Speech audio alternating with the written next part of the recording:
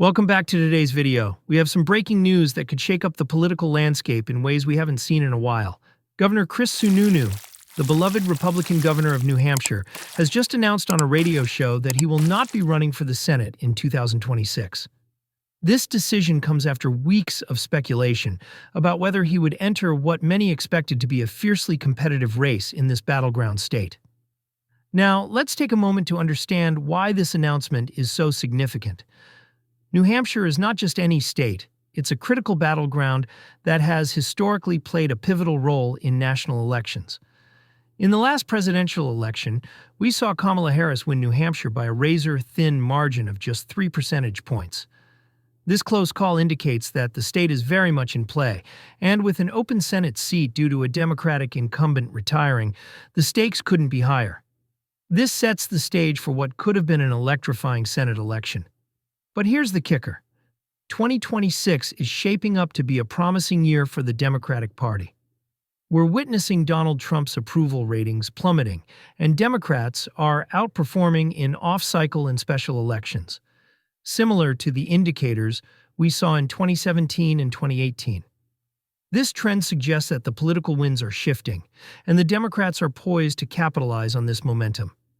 Now let's dive into why New Hampshire was such a focal point in the upcoming elections. It wasn't just the closed 3-point margin in 2024 that made it competitive. It was Chris Sununu himself. The race was never on the Republican radar unless they had a top-tier candidate, and by every measure, Sununu fit that bill perfectly. His popularity and political acumen made him a formidable contender, and his absence from the race leaves a significant void for the GOP. Let's break down what the 2026 race could have looked like with and without Sununu. On the Democratic side, we had Jeanne Shaheen, a long-serving senator with a strong statewide presence, who decided not to seek re-election. This opened the floodgates for Democrats eager to vie for this coveted seat. Chris Pappas, the U.S. representative from New Hampshire's 1st District, has already thrown his hat in the ring, and newly elected Maggie Goodlander is also weighing her options. Interestingly, some Democrats opted out of the race, which is telling. With Shaheen stepping aside, the field was wide open for anyone with a political background, including former governors and representatives. However, on the Republican side, the options are looking slim. Many believe Sununu was the only viable candidate. There's a chance Kelly Ayotte, the current governor, could consider a run, but she's already expressed reluctance. Now, let's not forget Scott Brown, the former senator from Massachusetts, who tried to make a comeback in 2014, but lost due to perceptions of carpetbagging. The remaining Republican candidates don't inspire much confidence in their ability to make this race competitive. For weeks, Sununu toyed with the idea of running, keeping the door open in interviews and public appearances. But with the clock ticking, he needed to make a decision soon to lay the groundwork for a successful campaign. The stakes were high, especially with 2026 leaning Democratic. Polling data showed that Sununu was a formidable contender. He consistently outperformed other Republicans in hypothetical matchups against Democrats. In fact, he was leading Chris Pappas by 9 points and even had an edge over the incumbent by 8 points. These numbers were promising for Sununu, who has a long-standing reputation and family history in New Hampshire politics. However, despite the favorable polling, Sununu has never been a fan of Donald Trump. He endorsed Nikki Haley and worked to prevent Trump from securing the nomination in both 2016 and 2024.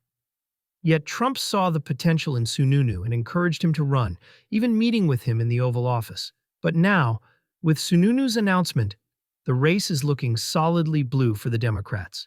We could see margins of victory similar to those in 2020 and 2022, where Jeanne Shaheen won by over 15 points and Maggie Hassan defeated her opponent by 10 points.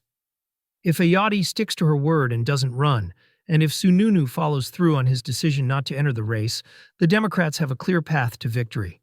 New Hampshire has historically been a swing state, but recent trends have shown a strong Democratic lean. The last time the state was up for grabs, it voted overwhelmingly for Democrats in Congress. The governor's race has also seen Sununu winning by significant margins in recent years, showcasing his popularity among voters, including those who typically back Democrats. So, what does this mean for the 2026 Senate races? New Hampshire is now a lock for the Democrats, and they can redirect their resources to other competitive states. The absence of a strong Republican candidate means that Democrats won't have to invest heavily in New Hampshire, allowing them to focus on winnable races in places like Georgia, Michigan, and North Carolina. Let's take a closer look at the implications of Sununu's decision. First, it highlights a growing trend among Republicans who are becoming increasingly cautious about entering races that may be unwinnable. The political landscape is shifting, and many seasoned politicians are weighing their options carefully. Sununu's choice not to run reflects a broader sentiment among Republicans who are reading the writing on the wall and recognizing the uphill battle they face in 2026. Moreover, the dynamics of the Republican Party are evolving. With Trump's influence still looming large, candidates are grappling with the challenge of aligning themselves with his base while also appealing to moderate voters. Sununu, who has been critical of Trump in the past, may have seen the Senate race as a potential quagmire that could jeopardize his political future. In addition, the decision not to run allows Sununu to maintain his position as governor, where he has enjoyed significant popularity. By staying in his current role, he can continue to build his political capital and potentially position himself for future opportunities, whether that be a presidential run or another statewide office. Now let's consider the broader national implications of this decision. New Hampshire has often served as a bellwether for national trends. The outcomes of elections in this state can provide valuable insights into the mood of the electorate across the country. If the Democrats can solidify their hold on New Hampshire, it could signal a larger shift in voter sentiment that may impact other battleground states. As we look ahead to the 2026 elections, it's essential to keep an eye on how resources are allocated. With New Hampshire likely off the table for Republicans, Democratic candidates can redirect their campaign funds and efforts to other critical races. This could mean increased investments in states like Arizona, Wisconsin, and Pennsylvania, where the margins are tight and every dollar counts. Furthermore, the absence of a strong Republican candidate in New Hampshire could lead to a ripple effect in other states. If Republicans are unable to field competitive candidates in key races, it may embolden Democrats to take more risks and push for aggressive campaigns in traditionally Republican strongholds. Let's not forget the impact of grassroots movements and local organizations. With the Democratic Party gaining momentum in New Hampshire, local activists and organizations will likely ramp up their efforts to mobilize voters. This grassroots energy can be a game changer, especially in a state where voter turnout is crucial. As we analyze the potential candidates on both sides, it's clear that the Democratic field is shaping up to be competitive. Chris Pappas, with his experience as a U.S. representative, brings a strong profile to the race. His ability to connect with voters and articulate a vision for the future will be critical as he navigates the primary process. Meanwhile, Maggie Goodlander's recent election adds another layer of intrigue to the Democratic lineup. On the Republican side, the lack of a clear frontrunner raises questions about the party's strategy moving forward. If Kelly Ayotte decides not to run, the GOP may struggle to find a candidate who can galvanize support and mount a serious challenge against the Democratic nominee. This could lead to a fractured party, with various factions vying for control and influence. As we continue to monitor the political landscape, it's essential to consider the role of national organizations and party leadership. The Democratic National Committee, DNC, will likely prioritize New Hampshire as a key state to defend, allocating resources and support to ensure a strong showing.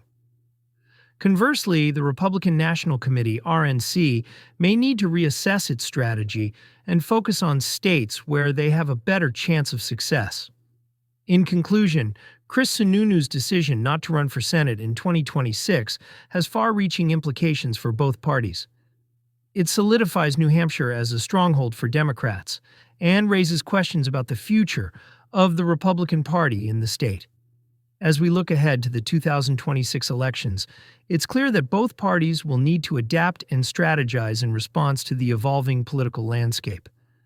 Thank you for tuning into this analysis of Chris Sununu's decision and its far-reaching consequences. Stay engaged, stay informed, and we'll keep you updated on all the latest developments as we move closer to the 2026 elections. Don't forget to like, subscribe, and share your thoughts.